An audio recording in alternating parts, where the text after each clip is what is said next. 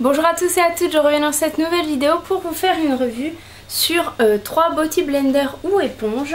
Donc je vais tout d'abord vous parler du Beauty Blender de chez Kiko. Ensuite je vais vous présenter l'éponge chez Sephora. Pour ensuite terminer par la Beauty Blender chinoise. Donc voilà le dupe du Beauty Blender. Donc comme d'habitude je vais vous dire les points positifs ainsi que les points négatifs de chaque éponge. Donc je commence tout d'abord par la Beauty Blender de chez Kiko. Donc un gros premier point positif c'est son prix, puisque moi je l'ai en solde il me semble pour la modique somme de 3 à 4 euros. Donc franchement pour tester une première éponge ça valait vraiment le coup. Ensuite un deuxième point positif c'est son application. Elle permet vraiment une bonne application en fait du fond de teint. Je trouve que le rendu est très naturel et c'est vraiment ce que je recherchais en achetant cette Beauty Blender. Ensuite, un troisième point positif, et c'est le dernier, c'est que cette éponge absorbe très bien l'eau. Donc c'est-à-dire que normalement vous êtes censé l'humidifier. Donc vous la passez sous l'eau, elle se gorge d'eau et puis après vous épongez un petit peu. Et voilà, elle va reprendre une forme assez naturelle. Et ça c'est un gros point positif pour moi. Donc voilà pour les points positifs. Et ensuite pour les points négatifs, tout d'abord c'est que cette éponge n'est pas disponible continuellement. C'est-à-dire que voilà, elle a fait... une collection de chez Kiko et après on ne l'a plus jamais retrouvée. Donc ça je trouve ça assez dommage, puisque je trouve quand même que c'est une bonne éponge. Ensuite un deuxième point négatif, j'ai constaté que sur le long terme cette éponge était de très mauvaise qualité, puisqu'elle s'est cassée moi en deux. Donc j'ai dû l'acheter alors que ça fait à peu près un mois et demi que je l'ai utilisée. Et d'autres éponges m'ont duré plus longtemps, donc j'étais un petit peu déçue. Heureusement que je l'ai acheté en solde, sinon je pense que j'aurais regretté de l'avoir acheté si cher que ça. Et le dernier point négatif, bon là vous n'allez pas le voir puisque c'est la deuxième que j'avais dans mon stock, c'est que lorsqu'on applique son fond de teint, après vous la lavez. Et moi il me restait des résidus de fond de teint sur l'éponge et je trouvais que ça faisait un effet assez sale et que ça ne donnait pas envie de s'en resservir, donc c'est un petit peu dommage. Mais sinon à part ça, cette éponge est pas mal, en tout cas pour moi. Pour la première que j'ai testée, je la trouvais pas mal. Donc voilà pour cette Beauty Blender de chez Kiko. Ensuite je passe tout de suite à l'éponge de chez Sephora. Donc cette éponge en fait c'est un peu une forme différente des autres, c'est une forme d'œuf. Et comme vous le voyez, au niveau de l'état elle n'est pas très propre, sachant que pourtant je l'ai lavée, mais voilà, elle reste comme ça. Donc premier point positif de cette éponge, c'est son prix, puisque moi je l'ai payé 2 euros durant les soldes, sachant qu'il la vendait à 10 euros. Autant vous dire qu'à 10 euros je ne l'achète pas, à 2 euros pour la tester, pourquoi pas.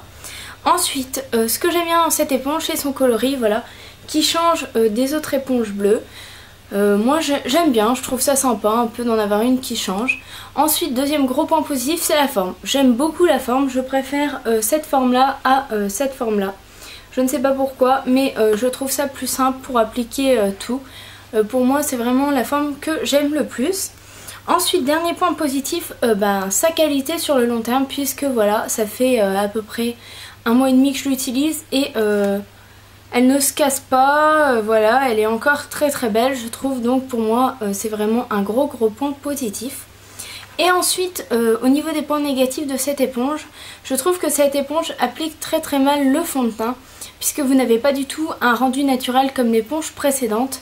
Ça vous fait un petit peu un rendu beaucoup moins naturel, un peu plus plaqué je trouve, et ça je n'aime pas du tout. Ensuite deuxième point positif c'est que ce n'est pas une éponge en fait qui absorbe l'eau. Donc j'ai essayé de la passer sous l'eau et apparemment ce n'est pas un Beauty Blender normal, il faut juste faire comme ça, appliquer le fond de teint. Mais le problème c'est que du coup c'est ça qui fait que ça applique très mal le fond de teint, mais bon, tant pis hein. Et dernier point positif c'est que comme vous le voyez elle reste sale. Donc dès la première utilisation je l'ai tout de suite lavée et comme vous le voyez elle fait vraiment très sale, et ça je trouve ça vraiment crade au possible. Donc je suis un peu déçue, puisque vous voyez après on n'a vraiment plus envie de l'utiliser et je trouve que c'est un nid à microbes, en tout cas pour moi. Et voilà, donc cette Beauty Blender est bien au niveau de la forme et du coloris puisqu'elle me plaît, mais sinon au niveau de l'application du fond de teint ce n'est pas ma préférée.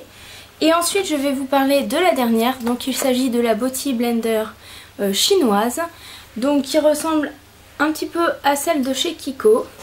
un petit peu plus petite. Donc au niveau de ses points positifs, tout d'abord une bonne qualité de l'éponge, puisque c'est pareil, ça fait à peu près un mois que je l'utilise. L'éponge ne se casse pas, je ne vois pas qu'elle commence à se fissurer ou alors que ça fait des petits grains comme les autres.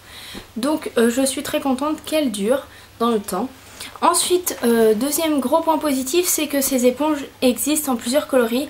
Moi j'en ai une rouge, une jaune, une blanche. Après je sais qu'il y en a des violettes, donc vous avez tout un tas de coloris et ça c'est vraiment agréable de pouvoir choisir le coloris de votre éponge.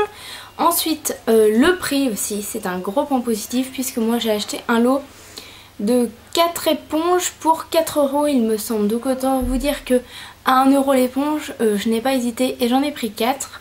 Donc pour l'instant c'est l'éponge qui coûte la moins chère.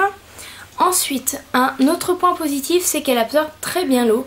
Donc comme la Kiko, vous la passez sous l'eau, vous l'humidifiez, elle absorbe l'eau mais elle reprend très bien une forme à peu près correcte. Bon, correcte puisqu'elle est quand même gorgée d'eau, mais je trouve qu'elle est vraiment sympa au niveau de l'absorption de l'eau. Ensuite, un autre point positif, c'est qu'elle applique aussi très bien le fond de teint. Comme celle de chez Kiko, je trouve que l'application rend un effet naturel, permet un effet naturel plutôt, pardon. Et pour moi c'est vraiment très appréciable puisque c'est ce que je recherche l'été et c'est ce que j'obtiens. Donc autant vous dire que pour moi c'est un point positif. Ensuite, autre point positif, elle se nettoie très bien. Contrairement aux autres, vous voyez, je n'ai pas de traces d'anti-cerne ou de fond de teint. Donc je suis vraiment satisfaite puisque je trouve que ça fait beaucoup moins sale que les autres.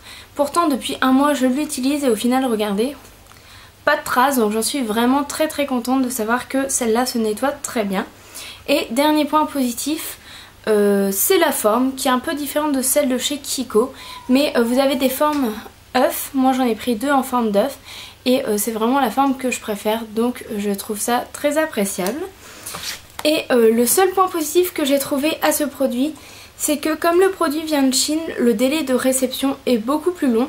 Donc il faut savoir que souvent votre colis est livré entre 2 à 3 semaines, pas avant, c'est rare souvent. Donc voilà, si vous êtes pressé, sachez qu'il faut la commander fort à l'avance et qu'il faut savoir patienter puisque c'est quand même assez long. Donc voilà pour ces 3 éponges, pour leurs points positifs ainsi que leurs points négatifs. Donc au final, après avoir fait ce battle des 3 éponges, je peux vous dire que ma préférée est la Beauty Blender chinoise, puisque pour moi elle a le meilleur rapport qualité-prix sur le long terme. Au final c'est celle qui m'a le plus satisfait, puisque elle se nettoie très bien, elle a une forme très sympa, elle absorbe très bien, elle applique très bien le fond de teint. Donc autant vous dire que pour 1 €, c'est pour l'instant celle que j'ai testée, celle qui a le meilleur rapport qualité-prix. Donc je vous conseille de tester ces Beauty Blender chinoises puisqu'elles valent vraiment le détour. Donc j'espère que cette vidéo vous aura plu. Je vous fais de gros bisous, je vous dis à très bientôt et prenez soin de vous.